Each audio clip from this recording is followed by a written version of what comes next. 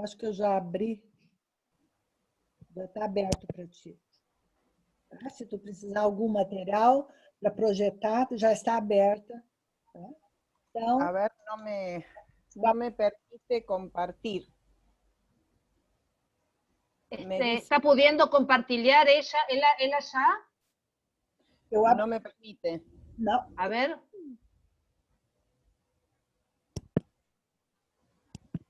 De novo, vamos ver.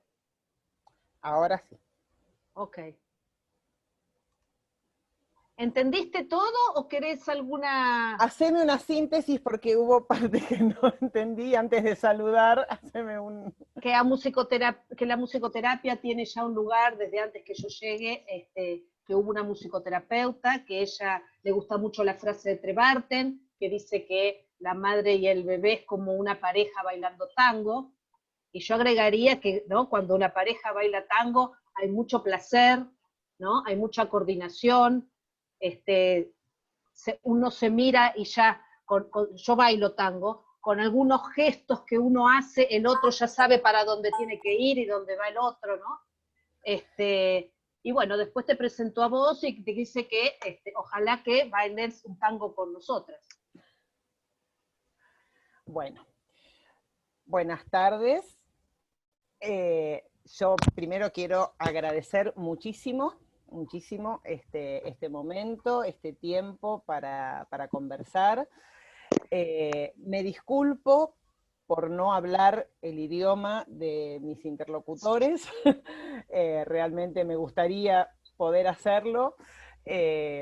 Voy a tratar de hablar lo más despacio, pausado, para que Rosana pueda ir aclarando lo que no se alcance a comprender.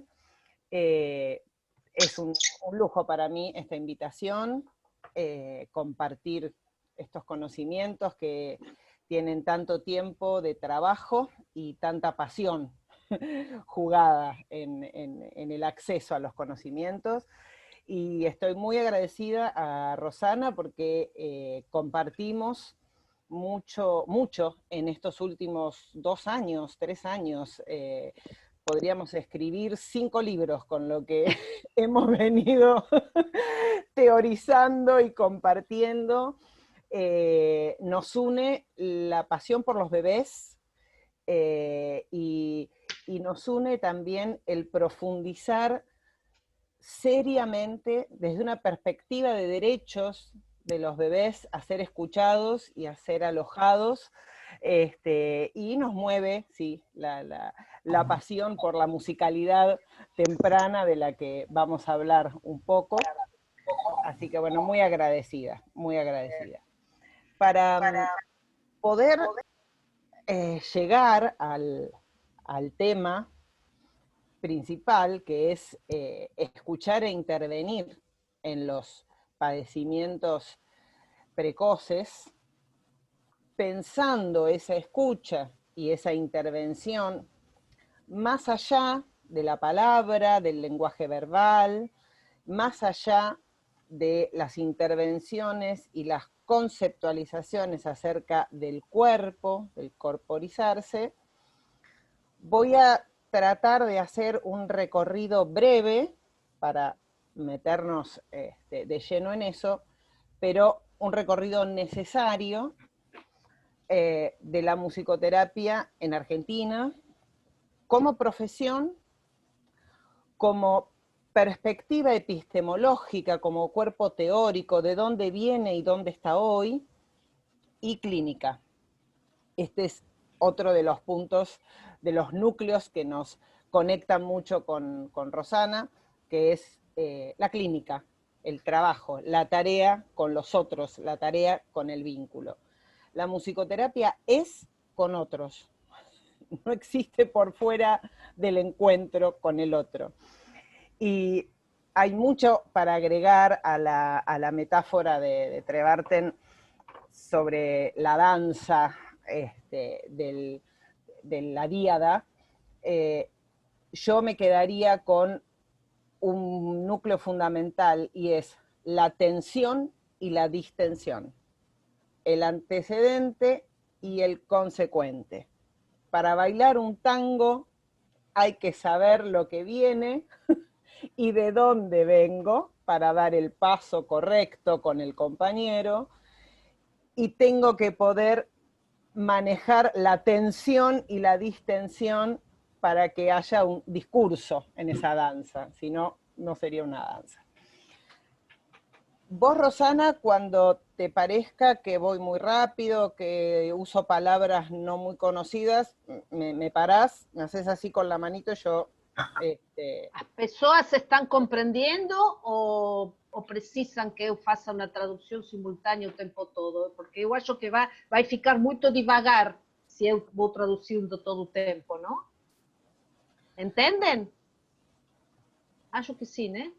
Bom, qualquer Sí, cosa me escriben por el chat si tienen alguna palabra o un momento que dice para, traduza Rosana. A Rosana. Yo no. Para mí, en un chat. Sí. Estoy atenta en un chat. Yo después, cuando terminemos el encuentro de hoy, les voy a dejar a través de Rosana y de Vera todo este material que mayormente está en español. Se los voy a dejar para que puedan volver a las palabras claves, o sea, el PowerPoint va a estar en un PDF para que lo tengan, para que les quede. Por eso yo aquí puse la bibliografía principal que usé para esta clase. Hay mucha bibliografía y esta bibliografía a su vez incluye mucha más, pero básicamente estos son los materiales que acompañarían este encuentro de hoy, que también les puedo hacer llegar.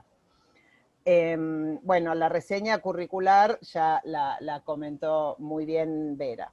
Me gustaría, Rosana, si podés leer vos esto del Cira Belloc, que es una musicoterapeuta argentina, que es la primer musicoterapeuta con título de grado que dirigió la carrera de musicoterapia en Argentina en el 82, y que significa una bisagra, un movimiento en la comprensión de la musicoterapia de los años 60 a la de los años 80. Vera, quer ler você melhor? Bom, o ser humano produz escuta, dá sentido, transforma, põe o som em movimento. Algo do seu lugar no mundo, da sua relação com os outros, entra na escena, em toda a produção. O lugar do musicoterapeuta é oferecer as condições necessárias para iniciar, continuar, sustentar uma produção criativa do paciente no processo de construção de si mesmo.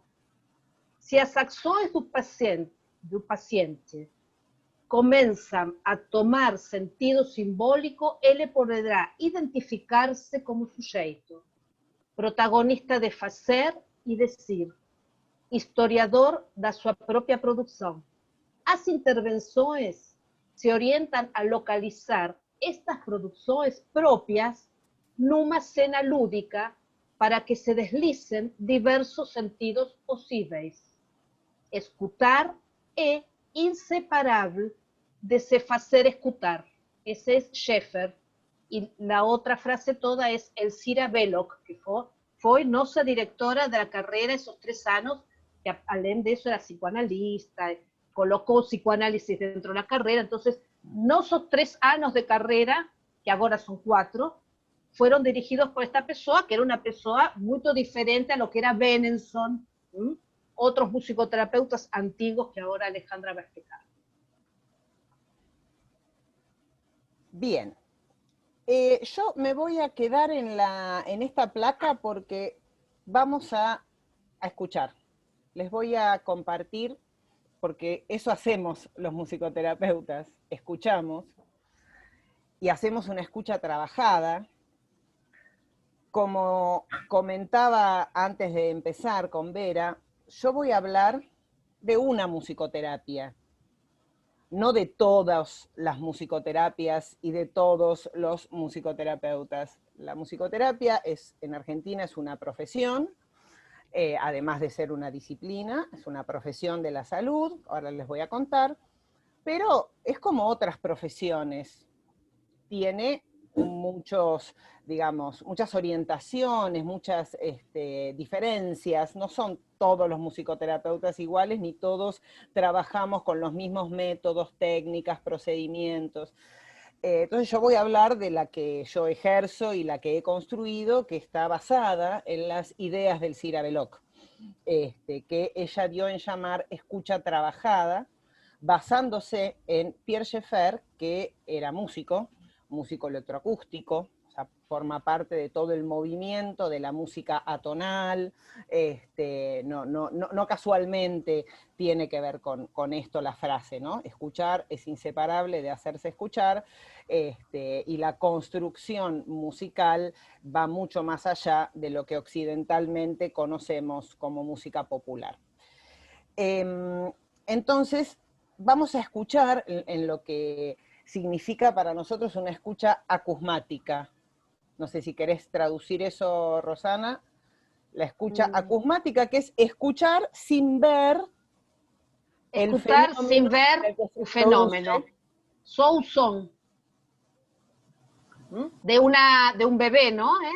Voy a pasar 3 audios con una pequeñísima pausa, son audios breves, pero lo que les pido es, si tienen auriculares que se los pongan porque se va a escuchar mejor, y si no, bueno, que pongan su atención. Lo vamos a volver a escuchar en otro momento de la presentación, y son 3 porque toda esta charla se podría haber llamado 3, porque todo lo que hemos pensado, conversado con Rosana tiene que ver siempre con 3 posiciones, 3 dimensiones, 3 audios, Argentina, Brasil y el lazo entre ambos, que es un 3, ¿no? El niño, su madre, el niño, su cuidador y el vínculo, donde ponemos la oreja, el 3. Entonces, son 3. Yo lo único que les digo es, son 3 bebés,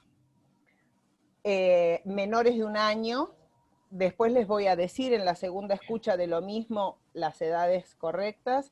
No son pacientes, no es audio de pacientes, son audios de trabajos prácticos de alumnos de la facultad, con la única pauta de grabar un rato de una situación de un bebé con un adulto cuidador. En los 3 ejemplos hay un adulto con el bebé que están escuchando. Es un dato importante. Un rato es un pequeño tempo. Fragmento. Un fragmento de tempo. Con un adulto, un bebé. Primero. Avísame, Rosana, si hay algún problema en el audio. Se escucha muy baixinho, se escucha muy bajo.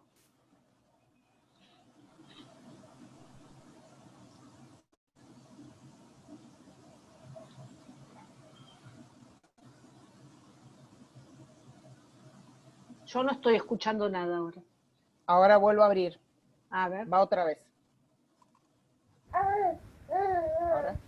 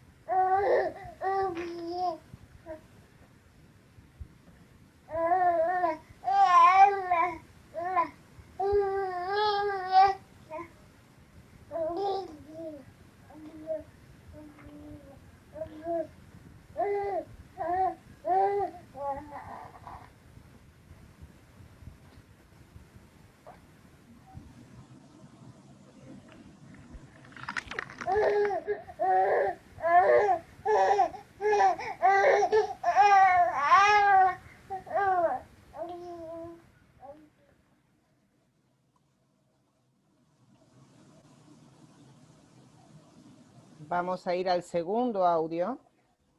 Seguimos teniendo en cuenta, son escenas cortas, hay un bebé, un adulto y un alumno de la facultad grabando. Sin más indicación que esa.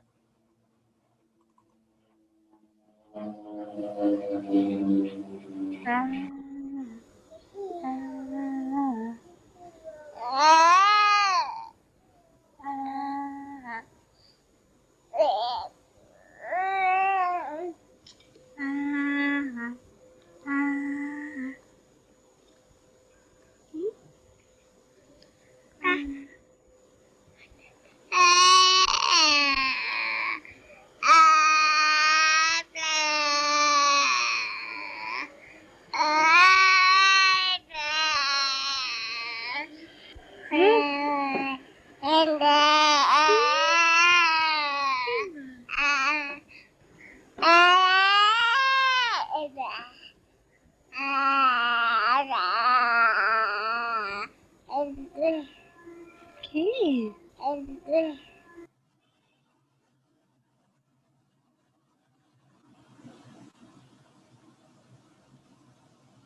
Y ahora el tercero y último.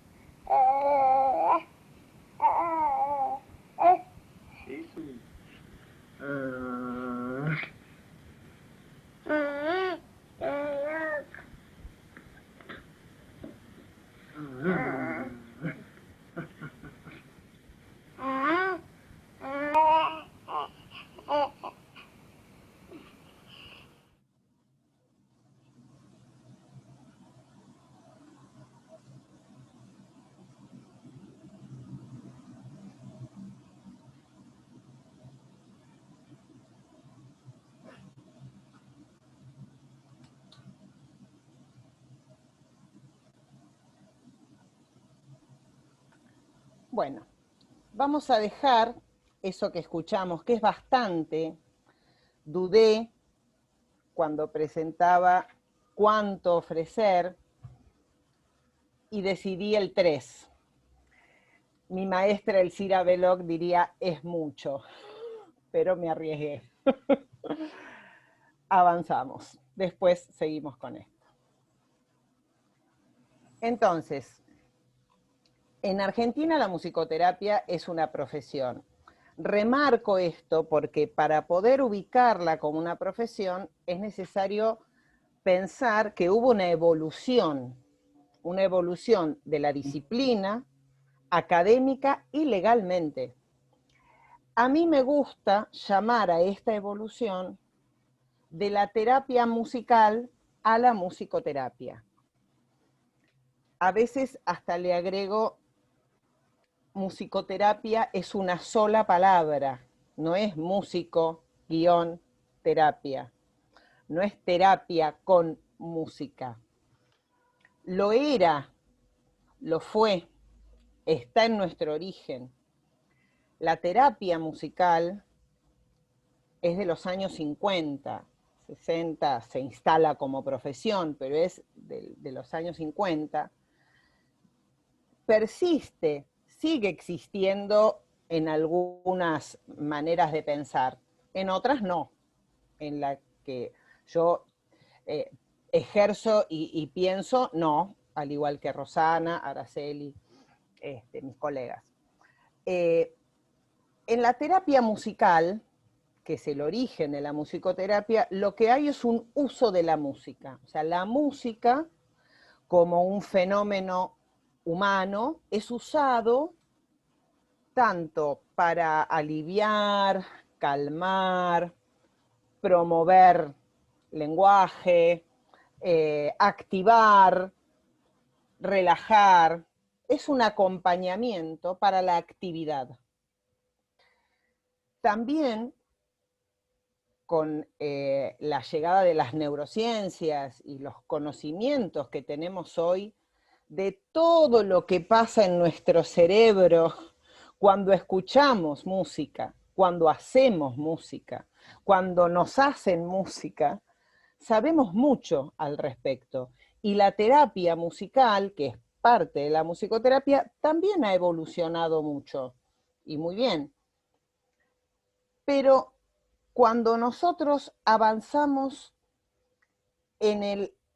poniendo el eje en la oreja, en la escucha, como hicimos recién, de la experiencia sonoro-musical humana, empezamos a pensar de otra manera. Empezamos a pensar en una práctica científica y empezamos a descubrir que hay cosas que pasan en los seres humanos donde la musicalidad, la sonoridad, palabras que van a empezar a aparecer en la clase y voy a ir abriendo, explicando, que son muy viejas.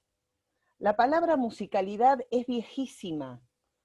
Se puso de moda en los últimos años cuando la trae Trevarten a la escena científica, pero ya Nordos Robbins, un musicoterapeuta del año 55, hablaba de musicalidad, en ese caso él hablaba de musicalidad terapéutica.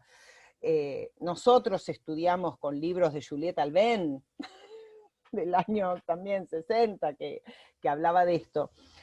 El foco sería entonces pensar que el desarrollo de la musicoterapia como profesión tiene que ver con una profundización teórica de la experiencia sonoro-musical en esto de hacernos humanos.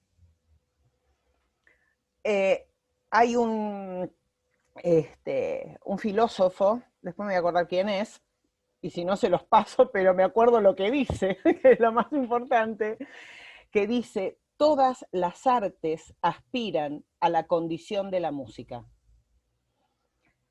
Esto lo digo porque hay algo también en la música como producción de la cultura, como producción de lo humano, que tiene que ver con el despliegue de todas las narrativas estéticas. Yendo rápido, esto después igual lo van a ver, la musicoterapia en Argentina, desde el año 70 se reciben musicoterapeutas con título habilitante de grado académico. Nunca hubo una formación válida en Argentina que no fuera universitaria y habilitante. No se puede ser especialista en musicoterapia, se es musicoterapeuta.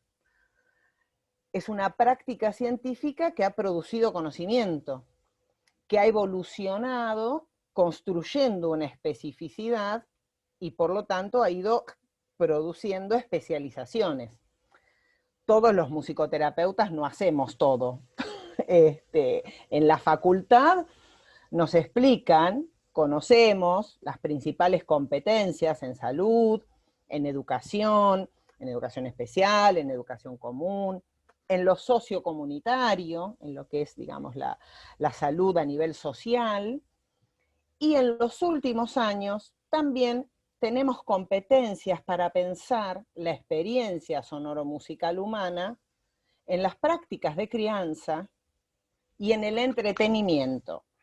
Yo lo puse entre comillas porque hay mucho en esto de entretenerse. ¿Qué es estar entretenido?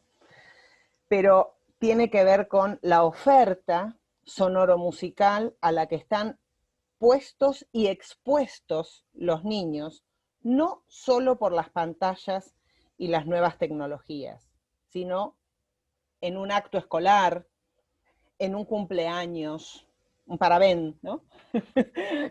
¿Qué se les ofrece musicalmente a los niños? La perspectiva, entonces, es modal y cualitativa. Pensamos en el desarrollo conceptual en que hay modos y cualidades. Más que lo que pasa, nos importa cómo pasa, qué cualidades tiene lo que suena y la experiencia. El posicionamiento es el que les comenté antes de la escucha trabajada.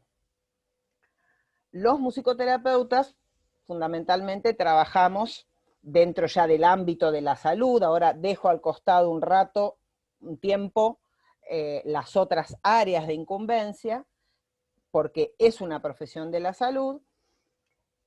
Tanto nos desempeñamos en el ámbito de la prevención primaria, secundaria y terciaria, o sea, todo lo que tiene que ver con promoción de salud, atención, diagnóstico, tratamiento, rehabilitación.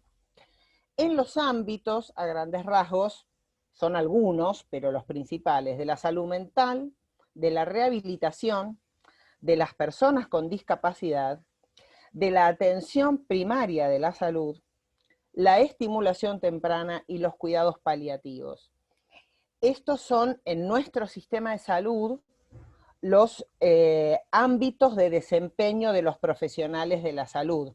Nuestras leyes de salud, nuestra cobertura social, las políticas públicas, se refieren a estos ámbitos. Nosotros tenemos una ley de discapacidad, una ley de salud mental, tenemos profesionales de la rehabilitación en la obra social, profesionales de la salud mental y profesionales de la estimulación temprana.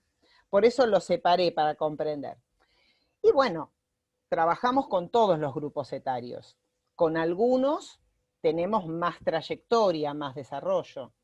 Con niñez, infancia y adultos mayores hay bastante más desarrollo teórico, clínico, conceptual, que con perinatalidad, que es de los últimos tiempos. Y con jóvenes y adultos que no tengan una discapacidad, también es de los últimos años, de la última década, veintena, el abordaje musicoterapéutico como opción. Y la perspectiva interdisciplinaria como un posicionamiento ético. Y acá quiero hacer una salvedad, porque hemos trabajado mucho y seguimos trabajando todos acerca de la interdisciplina, en particular desde la epistemología de la complejidad, desde la Carta de la Rábida, la Carta de la Transdisciplinariedad, que a lo mejor muchos conocen. La clínica entre varios es una clínica difícil, nos exige mucho, nos exige no solamente reconocernos castrados, ubicar una falta, sino, como dice mi psiquiatra y psicoanalista amiga Marcela Armus, un elogio. Si somos capaces de elogiar la falta, vamos a poder trabajar con otros y entre varios hacer un sujeto, ayudar a que un sujeto se constituya. Y otra cosa para decir acerca de la interdisciplina es que una cosa es la interdisciplina para pensar los fenómenos, para pensar la complejidad, para comprender lo que pasa, y otra cosa es la interdisciplina para intervenir en salud. Hay ciencias, prácticas que aportan valores, bueno, ahora en pandemia, a ver, los antropólogos están aportando cosas que no hay médico, ni epidemiólogo, ni psicólogo, ni musicoterapeuta que las pueda pensar. Pero el antropólogo no va a atender un paciente en un consultorio. Entonces, ¿hay interdisciplina? Sí, hay interdisciplina, y mejor que exista. Pero una cosa es la intervención y otra cosa es la interdisciplina para pensar. Con esto termino esta primera parte de las 3 partes que vamos a trabajar hoy, que es, bueno, este rápido recorrido desemboca en el año 2015, después de un fuerte recorrido, un trabajo muy arduo de algunos musicoterapeutas que nos autoconvocamos para esto, que fue lograr la Ley Nacional de Ejercicio Profesional de la Musicoterapia en Argentina. Digo autoconvocados porque no hubo ninguna institución formal que llevara adelante esto. Esto lo logramos en asambleas democráticas, autoconvocadas y con mucho esfuerzo y pasión por la profesión. Esta ley es la que dice que en Argentina la musicoterapia solo puede ser ejercida por musicoterapeutas y o licenciados en musicoterapia, ambos con título de grado, y que de lo que se trata la musicoterapia es de la aplicación, investigación, evaluación, supervisión de técnicas y procedimientos en los que las experiencias con el sonido y la música operen como mediadores, facilitadores y organizadores, esta es una palabra fundamental, de procesos saludables para las personas y su comunidad. Esto es muy importante para comprender por qué es una actividad profesional autónoma o integrando equipos. En Argentina el musicoterapeuta tiene la misma categoría profesional que un psicólogo,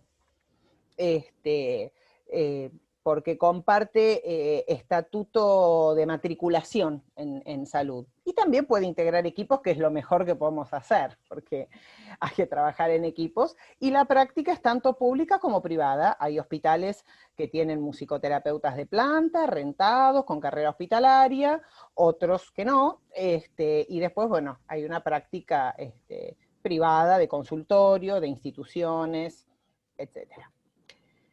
Todo esto, esperen, quiero bajar acá que me quedó esto. Bueno, para entrar en el cuerpo teórico, ustedes seguramente ya la han escuchado en otras oportunidades a Rosana hablar de los orígenes y del cuerpo teórico.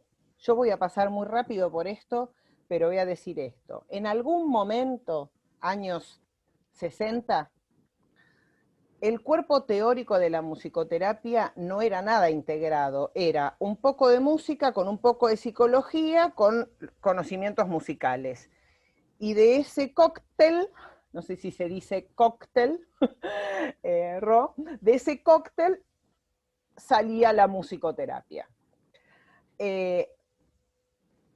Todas las ideas de Moren, con la epistemología de la complejidad y otros investigadores de la complejidad en Argentina, como Denis Nachmanovich, por ejemplo, bueno, hicieron que algunos musicoterapeutas empezáramos a pensar en términos de la complejidad y del trabajo con la incertidumbre, y las integraciones conceptuales empezaron a complejizarse. Entonces ya no se trataba de ser un músico que estudió psicoanálisis y entonces entiende un poquito más de algo, ni de un psicoanalista que estudiaba música o estudia música y entonces la aplica en su clínica, ni de un médico que ve que la música a algunas personas les hace bien, entonces la indica o la sugiere, sino que empieza a ser una trama compleja, una integración conceptual compleja, que como dice Moren, hace nacer otra disciplina que tiene partes de esas otras, pero a la vez es otra cosa. No es solamente un conjunto, es una integración. Y estoy pasando igual, estoy yendo muy rápido, pero quiero meterme en el tema de los signos de riesgo en los niños pequeños, en los bebés. De lo que yo me puedo hacer cargo, junto con Luciana Licastro, y Gustavo Gauna, que son mis colegas con los que hace ya por lo menos 30 años que venimos trabajando en estas cosas, y especialmente con Luciana Licastro, que es colega, jefa del servicio de musicoterapia del Hospital de Niños Ricardo Gutiérrez, que es un hospital muy prestigioso en Argentina. Es la ruptura epistemológica de la musicalidad primordial. Ahora les voy a contar por qué decimos que es una ruptura epistemológica. Porque no estamos refiriéndonos a musicalidad en el sentido de lo musical del hablar. Estamos yendo a una situación un poco más compleja de asir que voy a tratar de explicar. Rosana, ¿voy bien o hay que aclarar? Para mí está bien. Vera, você acha que está bien? Se alguém tem uma dúvida, fala no chat, né?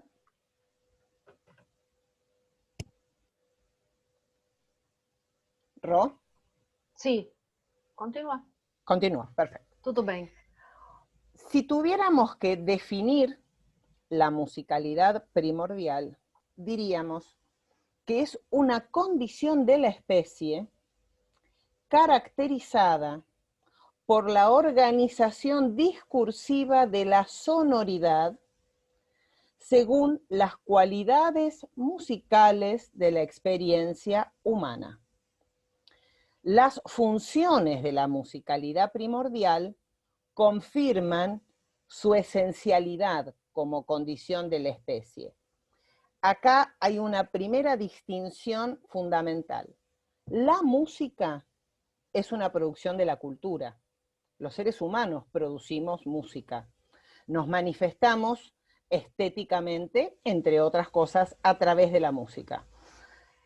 Las artes temporales, como son la música y la danza, tienen un anclaje en la musicalidad. Sin musicalidad primordial sería imposible desarrollar una narrativa, narrar, contar algo, producir estéticamente algo del orden de la música o la danza. La danza viene como ligada a la musicalidad. Es la música la que va a permitir que el cuerpo dance con organización. Por eso es un punto principal es este: condición de la especie, producción de la cultura. Nosotros vamos a sostener que la musicalidad primordial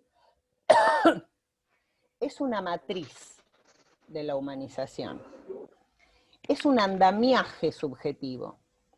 No es solo envoltura, es materia y envoltura del vínculo que humaniza y subjetiva. Yo empecé diciendo la musicoterapia es con otros. En esta última frase queda condensada esa idea de que la musicalidad, considerada condición de especie, no solamente es lo que envuelve la manera de hablar o la manera de moverse, digamos, como dice Trevarten en su concepto de musicalidad comunicativa, que tiene que ver con musicalidad primordial, pero no del todo. Hablamos de experiencia. La experiencia nos modifica. La epigenética nos demuestra que las experiencias hacen que no estemos totalmente determinados ni condicionados. Por eso la experiencia que tengamos va a promover modos y cualidades de ser y estar con otros. Disculpa, Ale, ¿hay alguien que tiene un micrófono abierto? Acho que Daisy, ¿puede ser? Porque si no, no se escucha bien. Obrigada. Este concepto de materia y envoltura del vínculo, acá está el tercero, de lo que nos vamos a ocupar, y la experiencia sonoromusical humana es una experiencia vincular o no es. Es materia y envoltura porque muchos psicoanalistas han hablado de envoltura, Didier Sie, bueno, otros con el baño de palabras, pero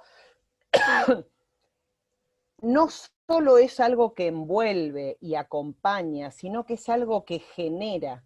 La materia de la que está hecha la sonoridad, aun cuando no está, aun cuando no suena, el silencio es parte de la existencia de la sonoridad. El silencio le da sentido a la existencia de la musicalidad. Podríamos tomar la idea de Trevarten, de la musicalidad comunicativa como un modo de ser y estar con otros, pero nosotros decimos que es más que lo comunicativo, es una matriz. Nosotros venimos a un mundo que es musical. A estas ideas hemos llegado fundamentalmente porque la clínica nos demostró eficacia. La clínica musicoterapéutica es eficaz. Los niños que tienen tratamiento musicoterapéutico generalmente están mejor. Los adultos Comienzan también. a falar, ¿no? Muchos comienzan a falar. Muchos comienzan a hablar. Muchos se empiezan a relacionar. No quieren estar con nadie y quieren estar con el musicoterapeuta. Uno podría pensar que es porque el musicoterapeuta es lindo, bueno, creativo. Es el dispositivo. Es el lugar desde donde se escucha lo que el niño tiene para decir. Que es un Disculpa, lugar, Ale, sí. también a veces eu penso que el otro día falé en una reunión, todo profesional en algún momento utiliza la música, y cuando muchas veces no se sabe o qué hacer, se canta, o de alguna manera hasta el propio mañés, el maternés que se dice en español, es una forma de aproximación que es efectiva la musicalidad. En esto que vos decís, por ejemplo, que es interesante porque por algún motivo todos los que trabajamos con niños pequeños, con problemas en su constitución subjetiva, en su comunicación o con algún padecimiento psíquico, inevitablemente activamos nuestra musicalidad, en el mejor de los casos. Pobre del niño si esto no pasa, porque no hay nada más humano que el materné. La ruptura epistemológica de la que yo hablo... Materné es mañés, ¿no? Mañés. Mañés. La ruptura epistemológica de la que yo hablo en relación a esto, por ejemplo, en el mañé, es que el mañé no es solamente el modo de hablarle al bebé que tiene el adulto cuidador. El mañé es singular y vincular. El mañé que yo activo con este bebé, que tiene esos modos de moverse, de estar, de sonar o de no sonar, no va a ser el mismo que el que voy a hacer con este otro. Y a su vez, mi manera de hacer mañé la van a tener, o sea, todos los seres humanos, es un universal. Todo adulto ante un niño pequeño activa el mañé, lo pone en escena, pero no es igual con todos, ni es igual entre todos los seres adultos. Hay algo que el bebé trae y pone en la escena vincular, que el adulto escucha aún sin saber que lo está escuchando, y eso construye un mañé que nosotros vamos a llamar intersonoridad. Ese es otro concepto musicoterapéutico que desarrollamos con Luciana Licastro. Es a partir del concepto de intersonoridad, basado en la intersubjetividad, por supuesto, no inventamos la intersubjetividad, es a partir de ese concepto que fuimos llegando al de musicalidad primordial. Yo esto voy a avanzar porque quiero volver a hacer una escucha e ir entrando en los detalles. Los encuentros interpersonales en los que nos hacemos humanos, o sea, nos hacemos humanos en el encuentro interpersonal, de eso no hay duda. Esos encuentros no tienen solamente emoción y tono, ¿no? El diálogo tónico de Ojuria Guerra, un concepto muy interesante.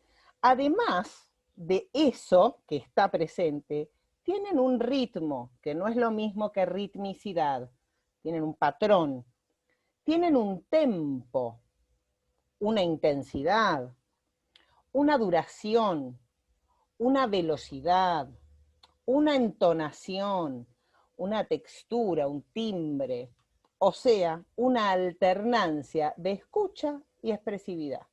Así, nos vamos haciendo humanos, escuchando y expresando y escuchando y expresando.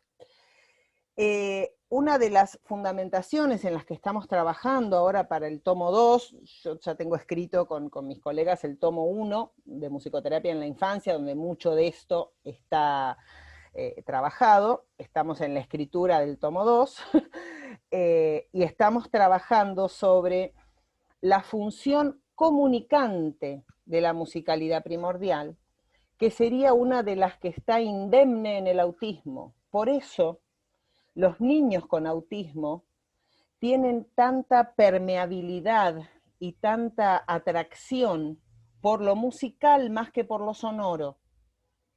Muchos niños autistas pueden taparse los oídos ante las sonoridades, pueden tener hipersensibilidad auditiva, pero sucumben a la música, producida por ellos o entregada por el otro. Esto tendría que ver con esas funciones, o sea, la musicalidad primordial es una matriz que ¿para qué sirve? ¿Para qué está con todas estas características? Para subjetivarnos, para comunicarnos, para corporizar. Nosotros sostenemos que es esa musicalidad la que nos permite que el organismo devenga cuerpo. Una cosa es tener un organismo y otra cosa es tener un cuerpo. Para que el organismo devenga cuerpo, hay algo que tiene que pasar que tiene que ver con esto. Lo mismo que para que la fonación devenga voz. Para tener voz tiene que haber algo. Y pasa muy cerquita del nacimiento, pasa muy rápido, pero no solamente fonamos como otros, digamos, de la cadena evolutiva, otros de la especie. Y tiene una función narrativa, la narrativa estética. Si hay algo que nos hace humanos es el disfrute estético. La producción estética es humana. Los animales no aprecian ni la música, ni las artes plásticas, ni, aunque puedan responder a su nombre. Aunque yo diga Maya y mi perra venga. Pero la música, la danza, las artes, la producción estética es lo que nos hace humanos. Por eso acá Disculpa, está... Sí. Alejandra, hay una pregunta acá de Luis. Luis, ¿querés hacer la pregunta? No Brasil es muy común as músicas de ninar para embalar os bebés, también para hacer dormir. ¿Qué efectos podemos considerar diante de ese tempo tan primordial de proximidad entre o cuidador e o bebé? Cuando se envolven muchos personajes da propia trama familiar, me permite a pregunta si es posible. Creo que entendí, se refiere a la canción de cuna que se usa mucho para adormecer al bebé. ¿A esto se está refiriendo? Sí. A las canciones de cuna. ¿Qué efectos podemos considerar delante de este tiempo tan primordial, de proximidad entre el cuidador y el bebé? De los primeros tiempos. Bueno, pensaba hacer mención a esto un poquito más adelante, pero... Ah, bueno. No importa, vamos a decir algo y después lo podemos completar. Primero hay que entender algo, y es que la canción de cuna fundamentalmente es un arrullo. El arrullo es esa entonación, esa melodía breve. Hacé el arrullo, a ver, hacé el arrullo. Hacé el arrullo.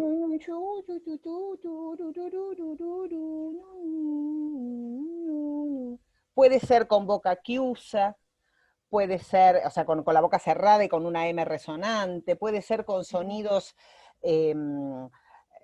consonantes, no tanto con vocales, que son las que nos permiten vocalizar, con las consonantes no podemos. El arrullo viene de las palomas, el arrullo es el sonido que hacen las palomas, el arrurru. Paloma es pomba, paloma es pomba. Es lo que naturalmente nos surge cuando un bebé está, pongámosle, desorganizado. Tiene sueño y no se puede dormir, tiene hambre, le duele algo, necesita afecto. El adulto cuidador percibe el malestar, la desorganización del bebé. Lo primero que nos va a salir es alguna sonoridad para calmarlo.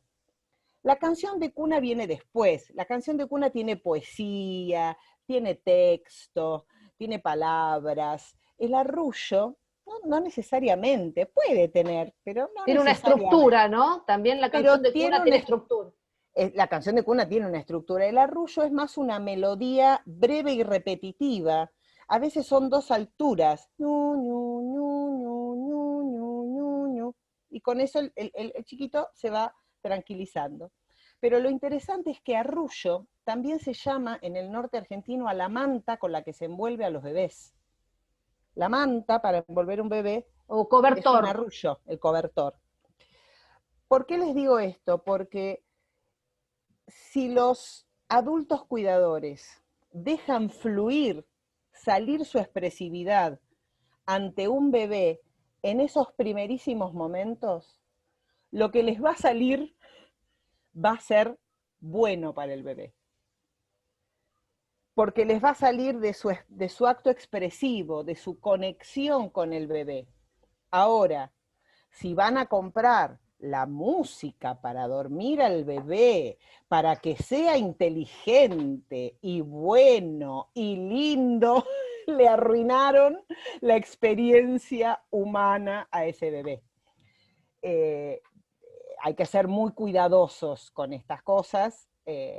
Nosotros hace poco que empezamos a plantear el tema de los riesgos para la salud mental que existe en el abuso de la música en prematuros, en niños recién nacidos de alto riesgo, en el uso de la música grabada porque sí. Si los seres humanos nos conectamos con nuestro ser expresivo, eso fluye. Y si no fluye, un musicoterapeuta o alguien con buena escucha puede acompañar a que esa díada, a que ese vínculo despliegue esa expresividad sonora para contener, para hacer cuerpo, ¿no? Por ahí después, cuando avance, completo un poco la respuesta. Araceli quiere hacer un comentario. Sí. Ochi, Araceli.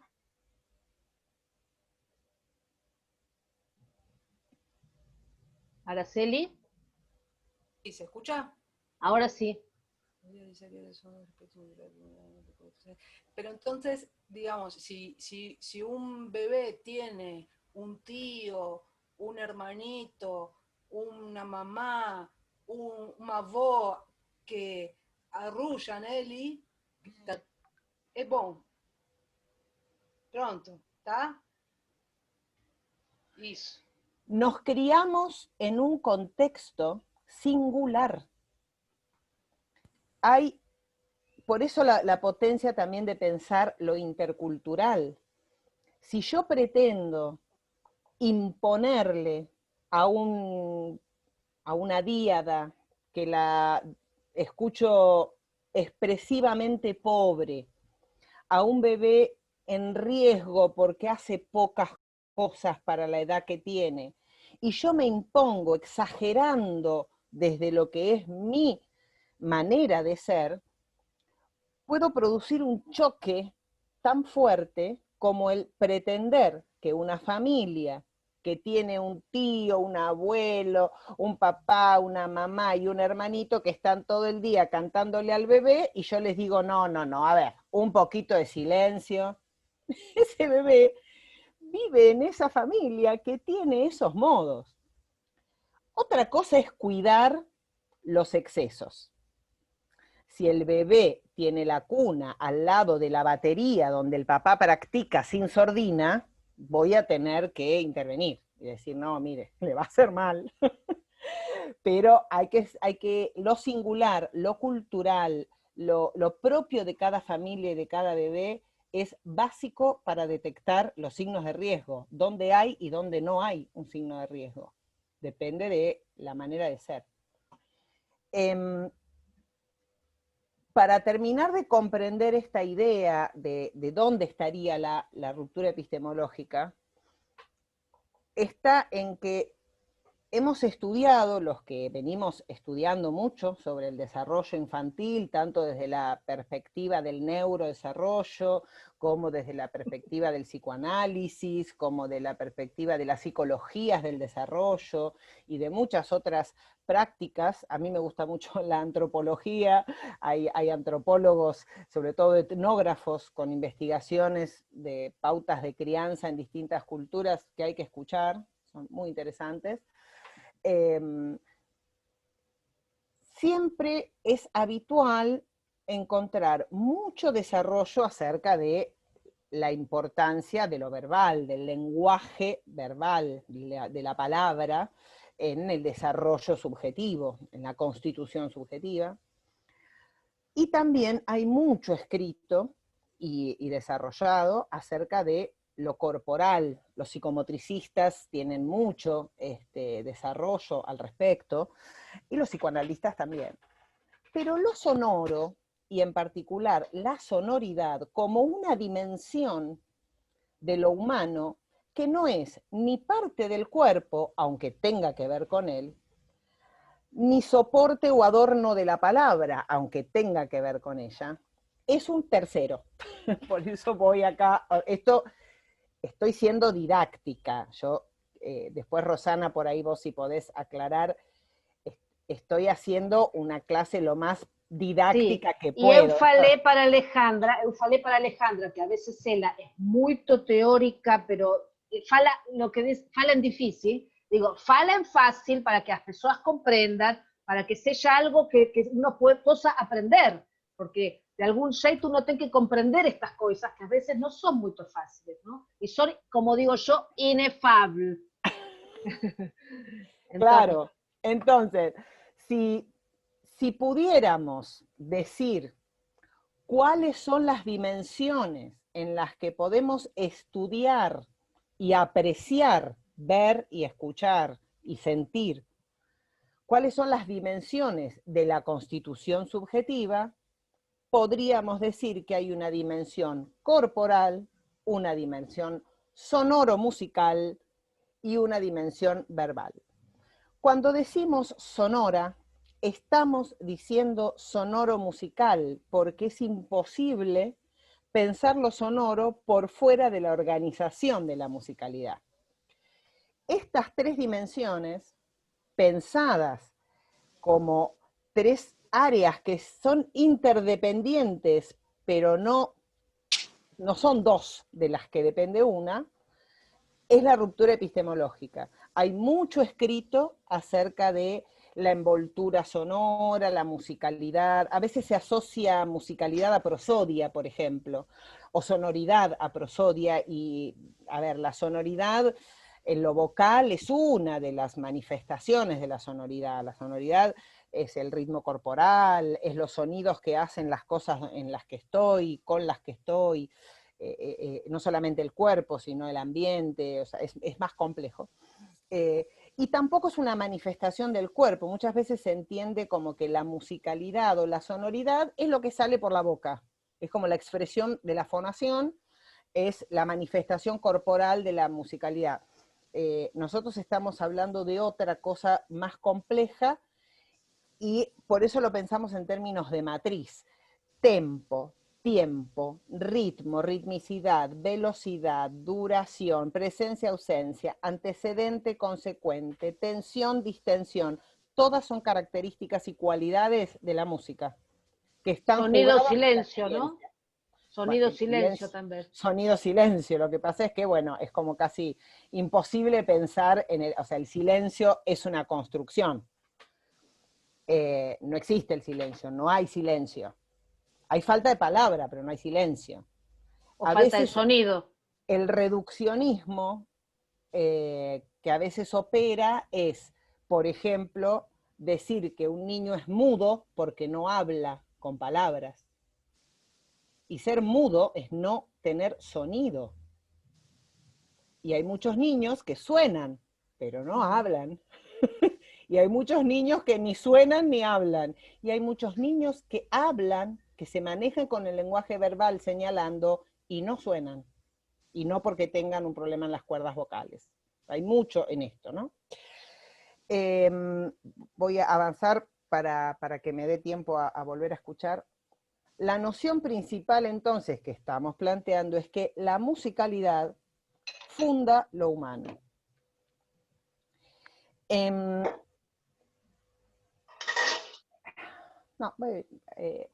La musicoterapia en la infancia es, como les vine diciendo antes, es la conceptualización de una práctica. Todo esto que estuve hablando, intentando ser lo más sintética y clara que soy capaz, viene de la clínica. La clínica me hizo y nos hizo a algunos musicoterapeutas pensar en esto. Y a otros encontrar en esto que pensamos algunos, lo que ellos también veían en su clínica. La validación que va teniendo esta teorización tiene que ver con, sobre todo en los últimos 10 años, nosotros empezamos con esto en el 2000, 2001, empezamos a teorizar estas cosas.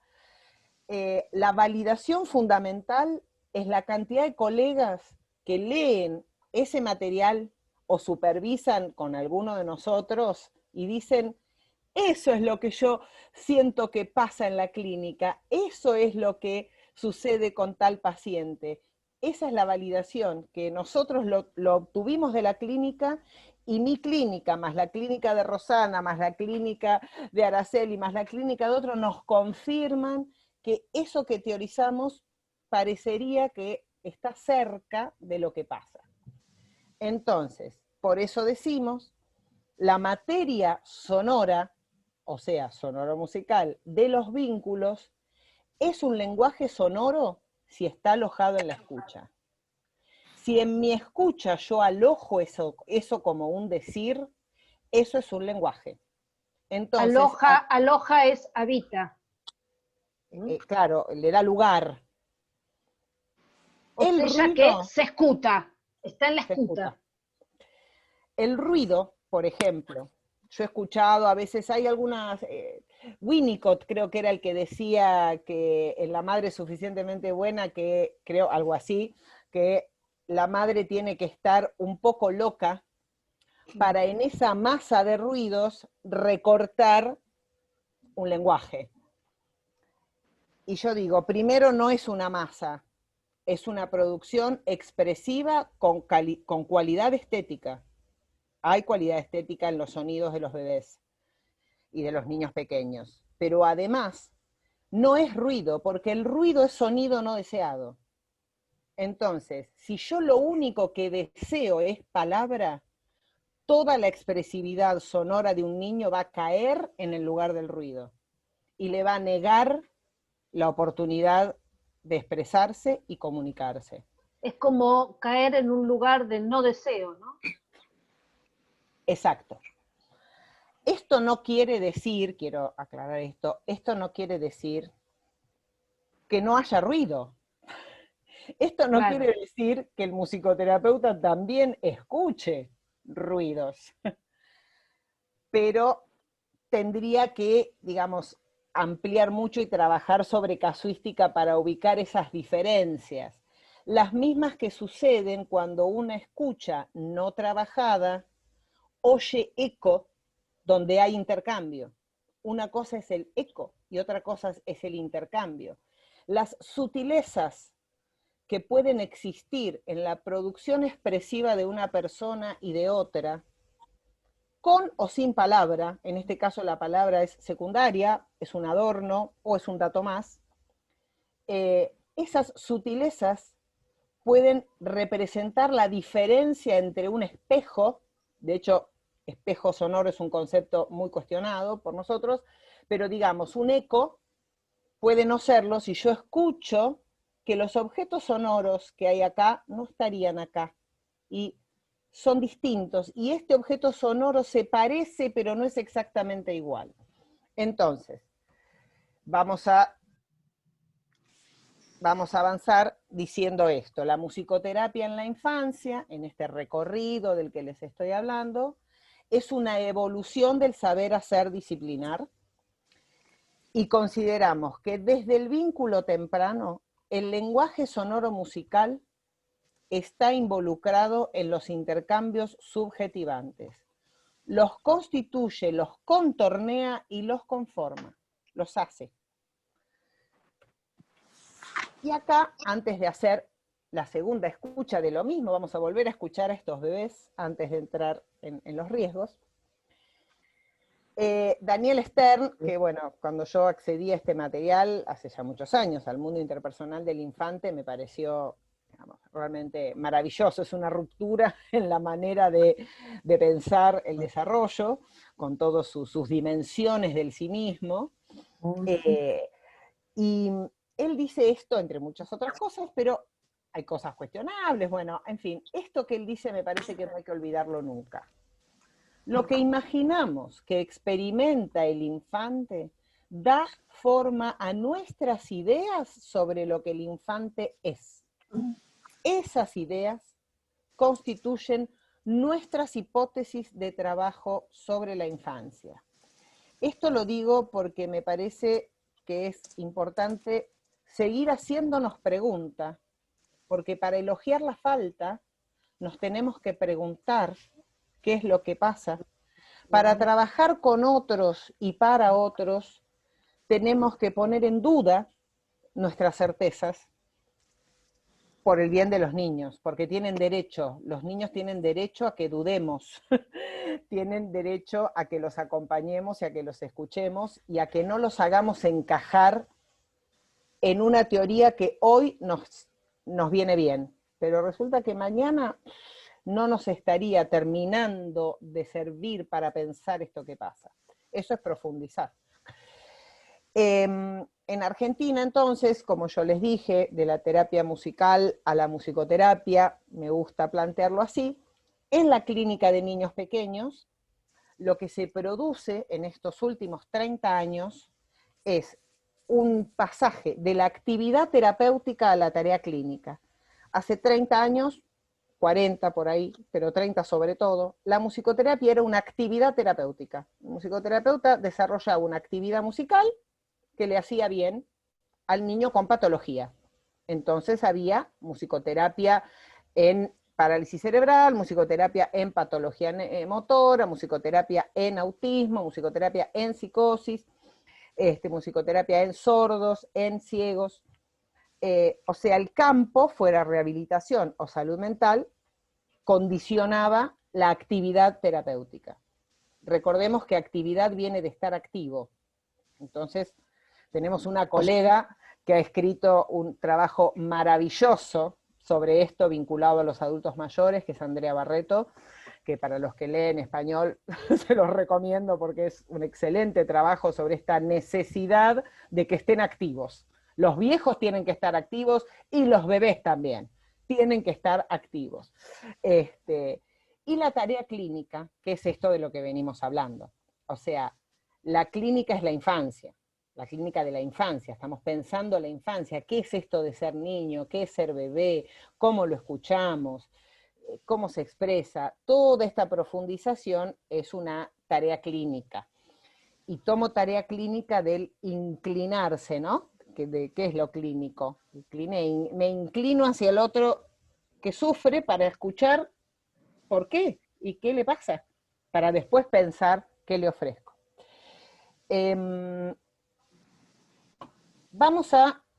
Voy a ir un poquito más rápido acá porque quiero que haya tiempo para preguntas.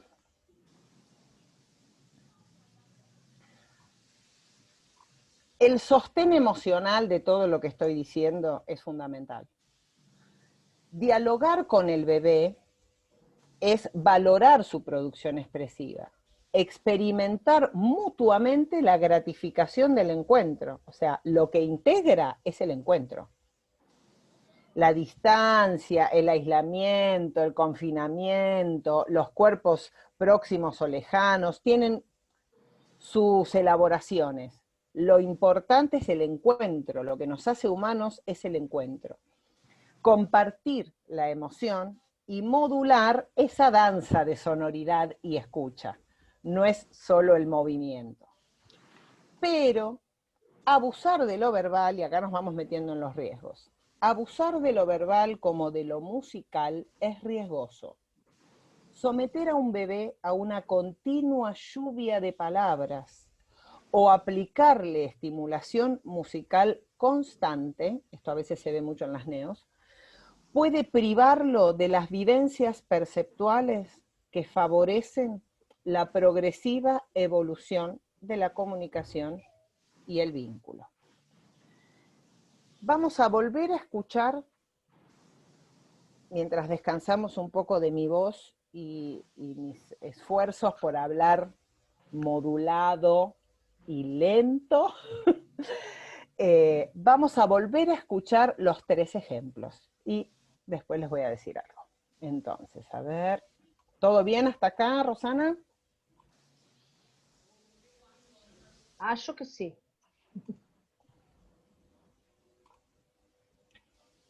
Compartir sonido. Vamos a escuchar el primer bebé. Ahora les voy a agregar un dato. Este bebé tiene 4 meses.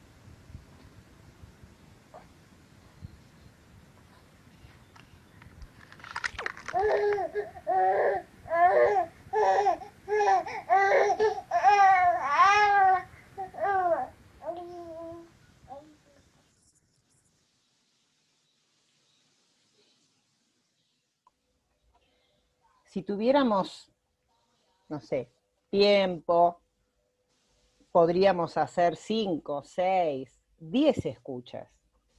Cada vez que escuchamos, esto es una escucha reducida, o sea, estamos escuchando algo que se produjo en otro momento, del cual hicimos un fragmento, y estamos renovando el escuchar.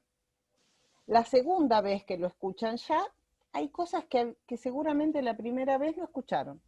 Y si lo seguimos escuchando y si siguiéramos, van a ver la cantidad de cosas que van a escuchar. Sobre todo si no estamos compartiendo la imagen. Si estamos haciendo foco en lo que se escucha, en la sonoridad de este bebé. Ahora voy a decir algo de este bebé, porque estoy mirando la hora y lo voy a decir ahora.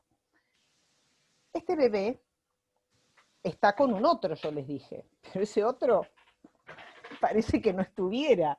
Apenas se lo escucha después de la primera parte, si uno lo organizara en partes, este audio tiene A, B, C, D, E, o A, B, A', prima, doble prima, triple prima, si fuera un análisis musical, porque este bebé hace más o menos lo mismo en cuanto a formato, pero a medida que lo repite, lo enriquece, lo engrosa, es más rugoso, aumenta la intensidad.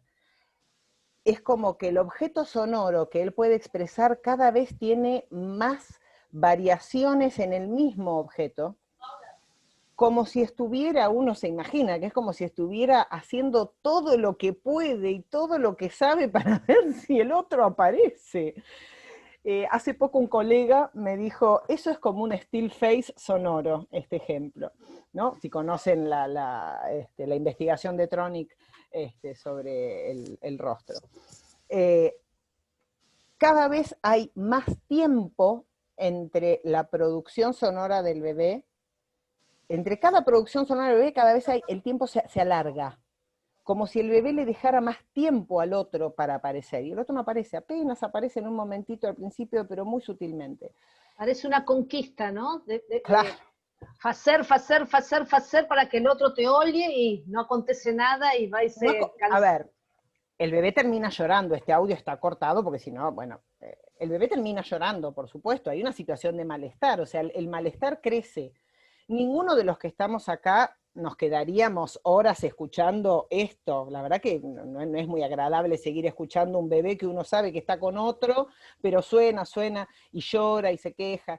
Esto no quiere decir que este bebé terminó afectado psicológicamente, que tuvo un trastorno del espectro autista, pero si este modo, con estas cualidades vinculares, es lo que tiene siempre, y es un bebé que está en riesgo. Si esto es lo que siempre pasa, está en riesgo. Si pasa de vez en cuando, bueno, cualquiera de nosotros ha estado un rato sin prestarle mucha atención a un bebé en algún momento de la vida, y no por eso el niño enloqueció, pero es como para afinar la oreja. Voy al segundo ejemplo.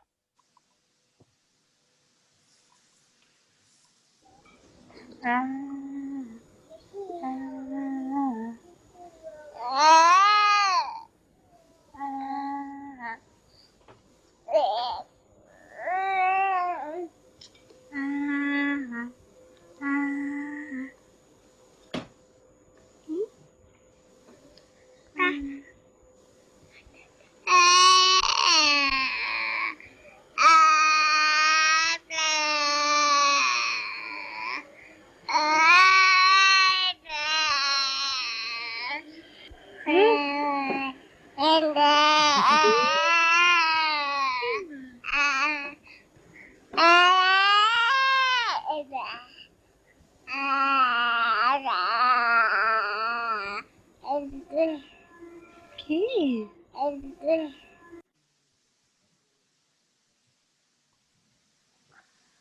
Este bebé tiene 5 meses. En la escena está con su mamá. Bueno, claramente es un bebé que suena, una mamá que le hace una propuesta, que como el audio es un fragmento, no sabemos si el bebé ya la había hecho y la mamá la tomó ese melisma es una melodía breve, tomó ese gesto sonoro, ¿no? ¡Ah! Y el bebé lo hizo. Y cuando la mamá en un momento se queda en silencio como esperando, el bebé ¡ah! No deja el gesto, pero lo enriquece, lo abre, ¿no? Y realmente uno se quedaría un rato largo escuchando este diálogo que es bello. Inclusive hasta la mamá en un momento le dice, ¿qué? Como que le pone una palabra diciendo como si le estuviera diciendo, ¿qué me estás diciendo? ¿No? Bueno, esto es una intersonoridad absolutamente positiva, más que el mañé. Ustedes fíjense que el mañé no alcanza para explicar esto, porque el mañé sería, hola, bonito, qué lindo, ¿cómo estás? Eso sería, acá no hay eso.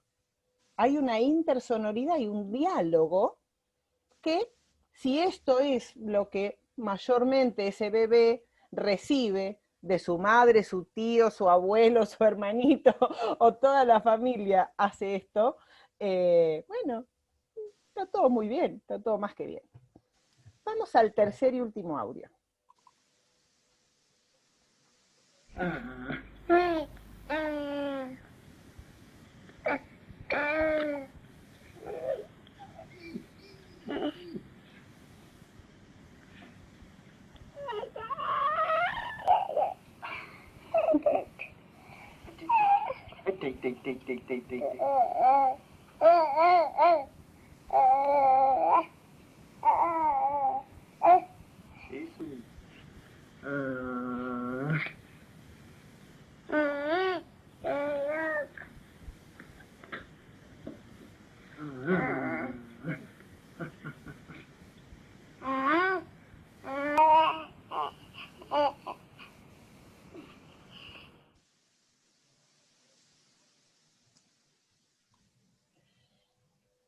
Si yo les digo ahora que este bebé tiene 12 meses, seguramente cambia la opinión de lo que venían escuchando. Los que por ahí tengan por su trabajo más experiencia en escuchar bebés, a lo mejor no sé si hay fonoaudiólogos o, bueno, o profesionales que están escuchando más niños y niños con problemas, se darán cuenta que acá hay una sonoridad rara. Para tener 1 año, y la verdad que suena, pero para ser un bebé también suena raro. Tiene armados, tiene objetos sonoros muy, muy complejos para la producción cualitativa de un bebé. Es un niño con parálisis cerebral, con una cuadriparesia espástica severísimo, que está con su papá y está interactuando con su papá. Es un niño que se puede comunicar tiene en ese momento comunicadores, empezaban a usar algunos comunicadores no verbales para que el niño pudiera pedir algunas cosas, un niño pequeño de todos modos, y cuando en el trabajo práctico, cuando yo lo pedí y los alumnos, la alumna que grabó esto, el trabajo práctico tenía pautas, ¿no? Bueno, que no fueran familiares, que fueran personas lejanas a la vida cotidiana del estudiante, con el objetivo de aprender, bueno, todo eso que uno hace en las prácticas universitarias. Ella me preguntó si podía hacerlo con este chico que alguien le había dicho, y le dije que sí, porque justamente lo interesante acá es cómo la comunicación, el encuentro fluye. Uno acá escucha a un papá que está en comunicación con su hijo. Hasta hay intentos del niño de repetir esas pautas, ese patrón rítmico que arma el papá hacia el final. Bueno, voy a volver a salir de acá. Yo pensaba, Alejandra, lo interesante de cuando uno ten patología o en cualquier tipo de problemas, ¿no?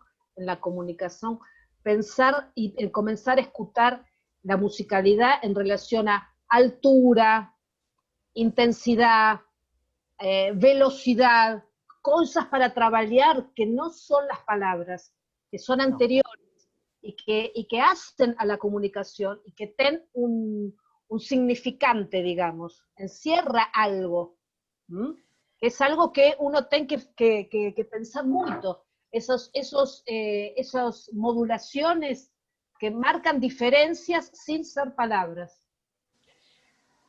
En una de las últimas charlas que hemos tenido, Rosana, yo te contaba que Elcira Veloc, en una supervisión, que no me lo olvido más, y eso que supervisé 20 años con ella, así que supervisé muchas veces, en relación a una mamá que no podía realmente soportar que su hija no hablara, y era muy difícil que esta chica hablara por un montón de razones, y le obturaba, le cerraba cada vez que la niña abría una posibilidad de intercambio, la madre con su palabra le cerraba el camino, pero sí desplegaba un montón de sonoridad, ¿no? O sea, la presencia de la nena era sonando, no paraba de expresarse. Y mi supervisora me dijo, si esa mamá se permitiera jugar con los significantes, ganaría en relación. Claro. O sea, todas esas sonoridades arrojadas, que no eran sobrantes, como uno a veces escucha en el niño muy perturbado, que uno escucha como que hay un sobrante de voces y canciones que entraron y salen pedazos, y uno tiene que ver cómo se organiza eso, sino... No, realmente... pero en relación a que también son opuestos, hay opuestos, igual que el lenguaje hablado son opuestos, hay opuestos que valen la pena ser escuchados y valen la pena ser trabajados antes Totalmente. del lenguaje. Exacto. Bueno, nosotros, por ejemplo, durante muchos, bueno, ahora con la pandemia está todo dado vuelta, pero el equipo de musicoterapia del Hospital Gutiérrez, que es emblemático en el abordaje de niños de riesgo de 0 a 5 años, la admisión de niños de riesgo de 0 a 5 años estaba integrada por un psicólogo, un musicoterapeuta y un psicomotricista. Estos eran los 3 profesionales que reciben al niño pequeño, valoran la situación en la que está e indican un proceso de tratamiento, y cuando hay mucha dificultad con la comunicación, generalmente las terapias que se inician es musicoterapia y psicomotricidad, y después cuando ya hay una trama que se empezó a tejer, van reemplazándose, va apareciendo un abordaje fonoaudiológico, a veces un abordaje psicoanalítico del niño, pero en entrada es cuerpo y sonoridad, entran por ahí. Son y 39, Ale. Sí, por eso voy a ir cerrando, pero quería decir esto.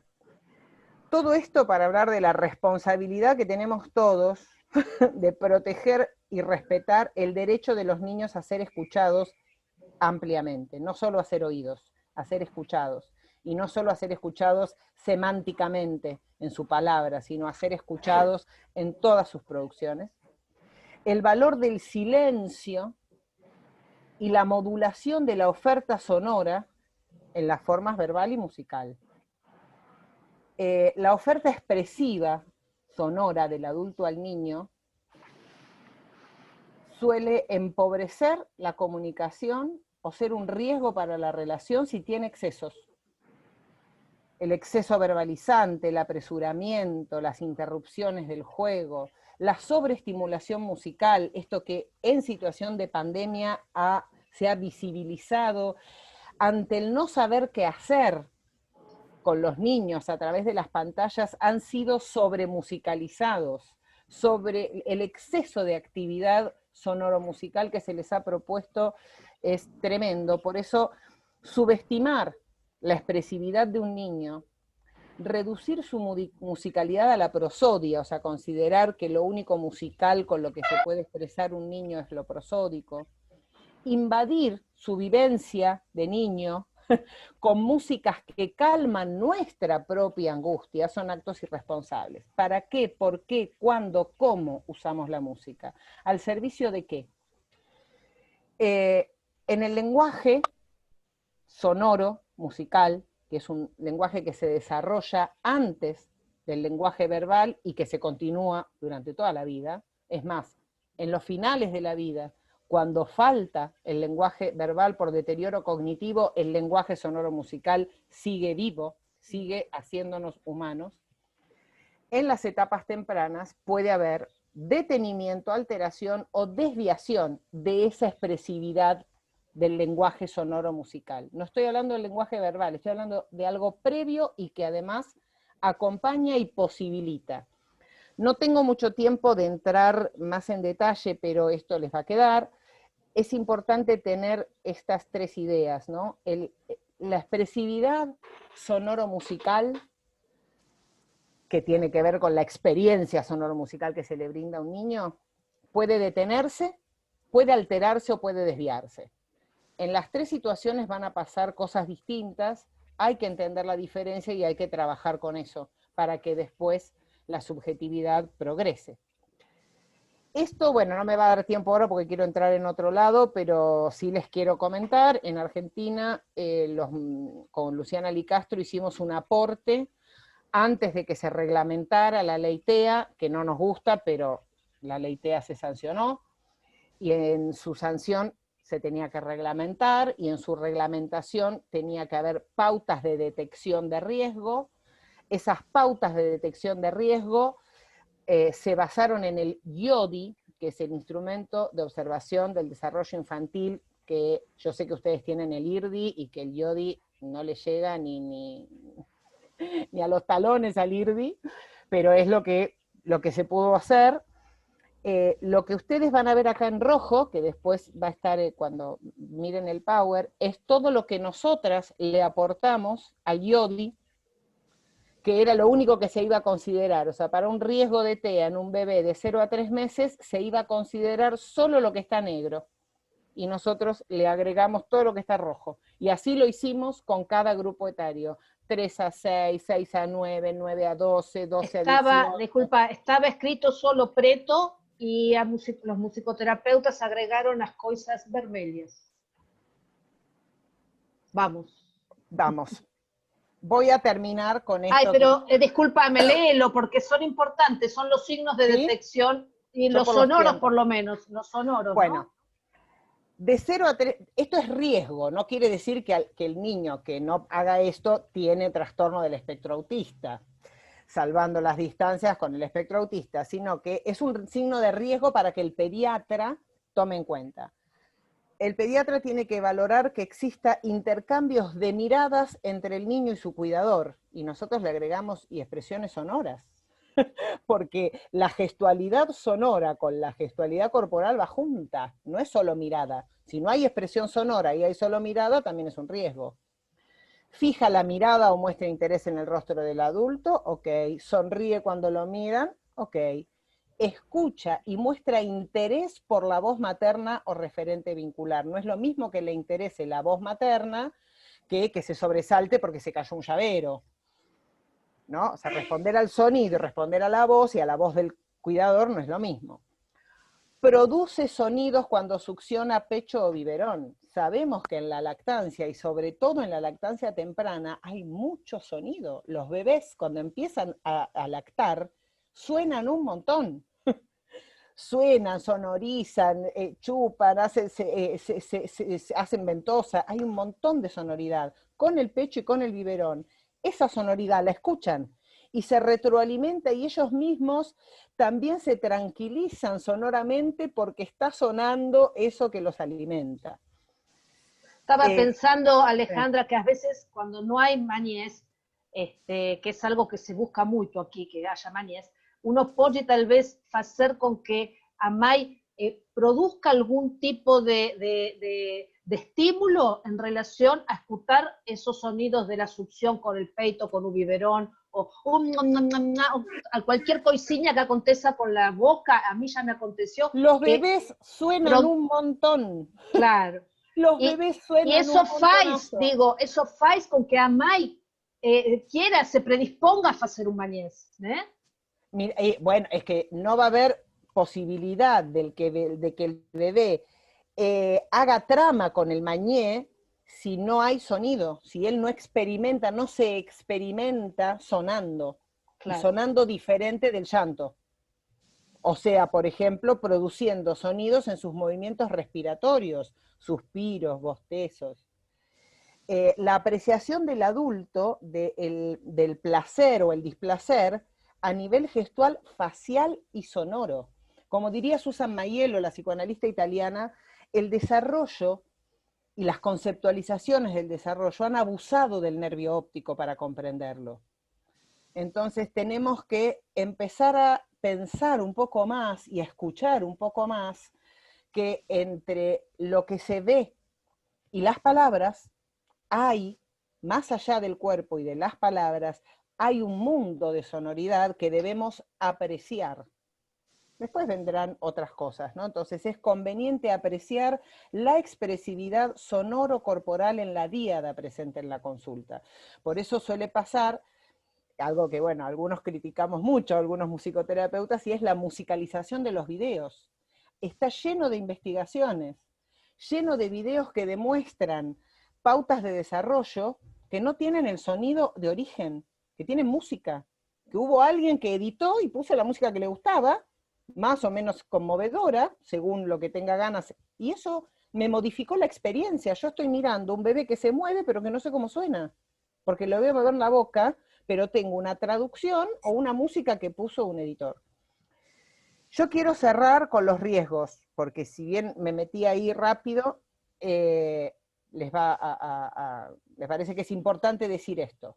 Hay riesgos para el desarrollo auditivo, emocional y relacional cuando a un bebé se le coloca un auricular. La experiencia musical es al aire y con el otro, no esto. Esto no.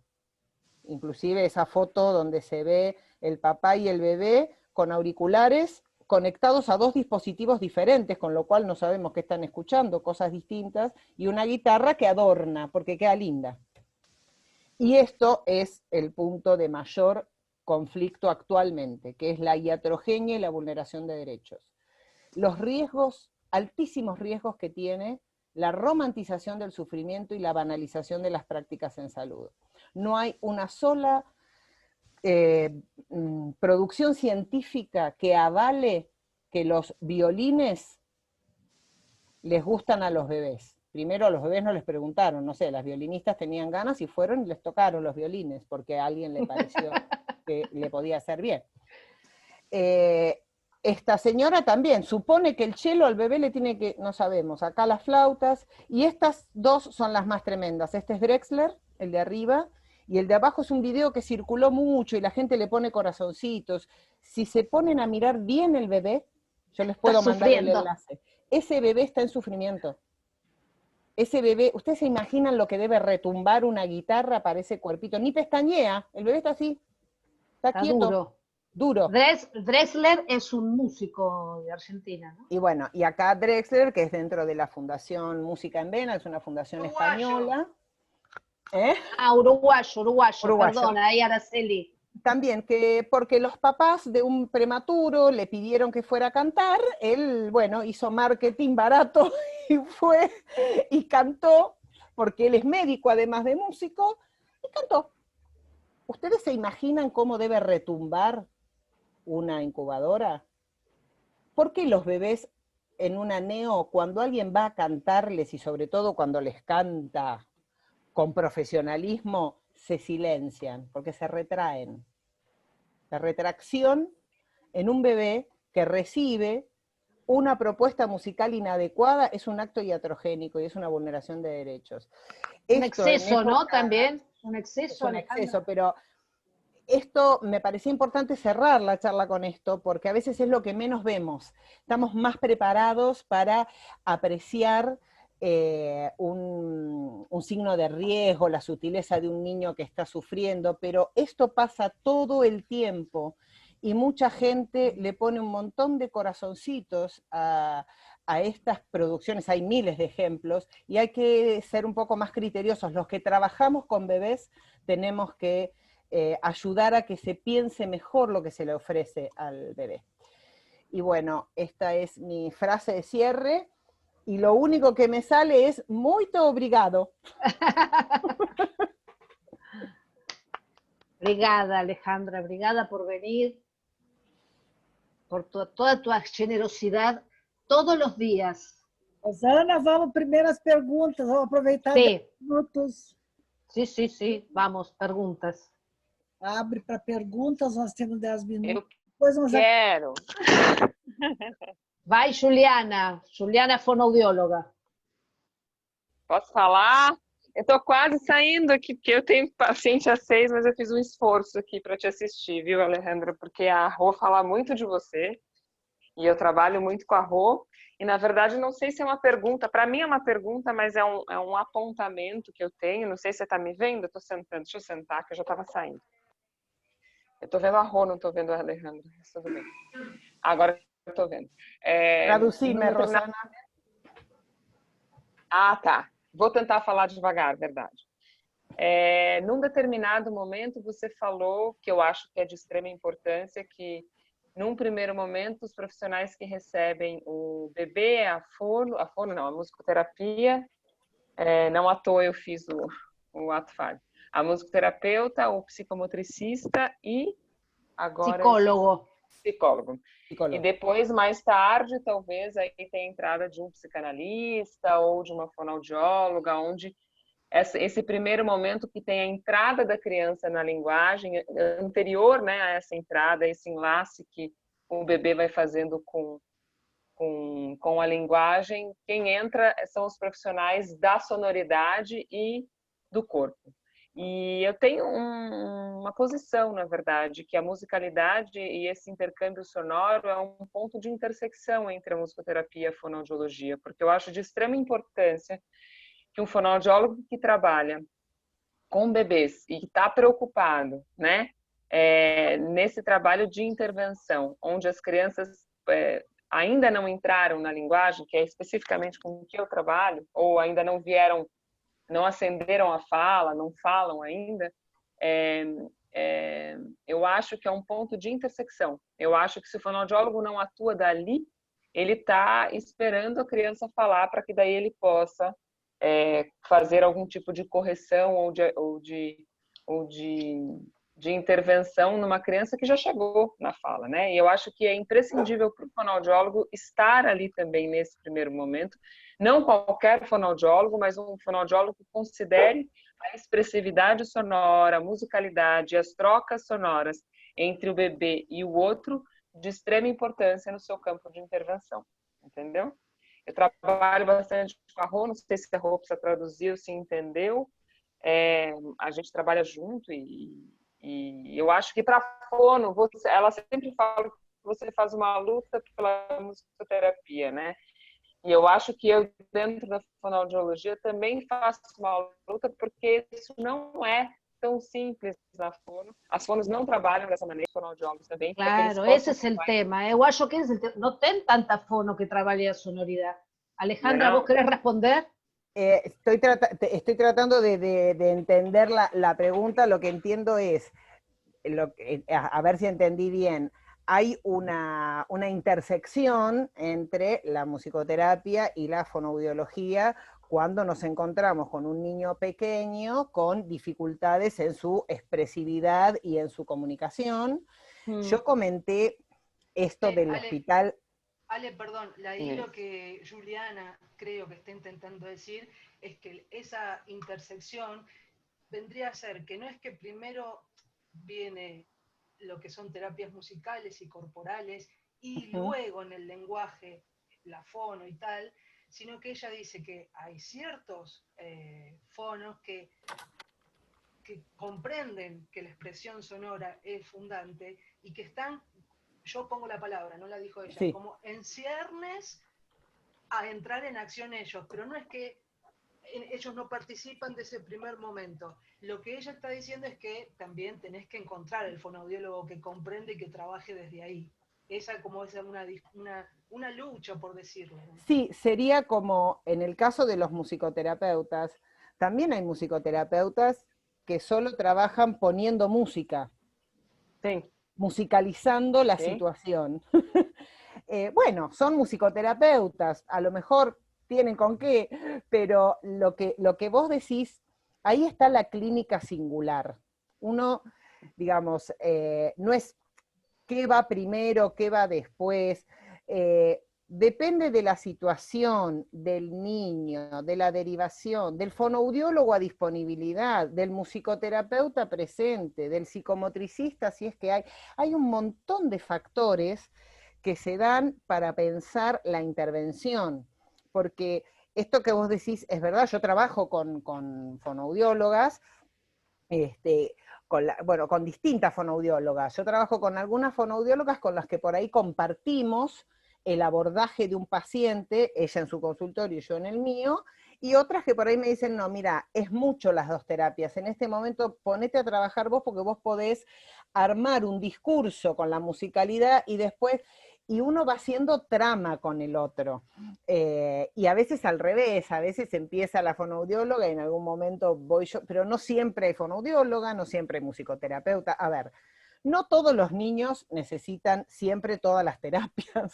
Claro. Es como, yo entiendo lo que vos decís. Pero... Igual eso que vos falaste no es que sea así siempre en Argentina. No, hay un hospital que es el más importante de Buenos Aires que trabaja así. Es la modalidad de ese hospital. Y también tenemos otros, por ejemplo, nosotros en este momento, y supongo que bueno, en Brasil no estará por fuera de esto, nosotros tenemos un aumento exponencial de diagnósticos de niños del espectro autista, y todo niño de 2 años diagnosticado como trastorno del espectro autista, sin preguntarle nada, se le pone psicología cognitiva conductual y se le especifica que no sea psicoanálisis, fonoaudiología que sea neurolingüística, si es otra no, Claro, hay de y todo. terapia ocupacional, integración sensorial. Y es un paquete que no lo piensan en virtud del niño, es el paquete que le dan. Claro. Eu quero fazer um comentário. Vera. Alejandra, maravilhoso. Acho que tu trouxeste importante isso para nós, a coisa que eu sempre reforço, né? E a Pérsia, que a nossa TO tem ajudado a reforçar, nós temos nos sinais de risco com os bebês, né? Pensado, as pessoas pensam muito logo na questão do olhar, né? E esquecem a questão da sonoridade. Inclusive, nós tivemos agora um irmãozinho de um autista, e a Pérsia salientou muito isso. E o bebê não estava aguentando a aproximação da mãe, do olhar da mãe. Então, isso não se trata já de ficar pensando no sinal de risco de não retorno do olhar, enfim, porque ele estava fazendo produções sonoras. E aí poderia haver, né, um gancho para a comunicação. Então, acho que ter trazido tantos detalhes da sonoridade, como também a Rosana sempre traz, né, eu acho que para a nossa clínica é muito importante, né, nós que trabalhamos com esses bebês. E uma outra coisa que tu trouxeste na questão do primordial, né, na intersonoridade, tu falaste na questão, né, com esses sons o bebê propõe uma manhês. Eu acho também importante isso, porque justamente nós lidamos com mães que chegam muito amortecidas, por justamente faltar essa proposta do bebê. Então, daria para falar muito sobre esse bebê que propõe ou não propõe, né? Esse bebê que estimula o manhês ou que não estimula, porque a gente sempre pensa só, né? A psicanálise fez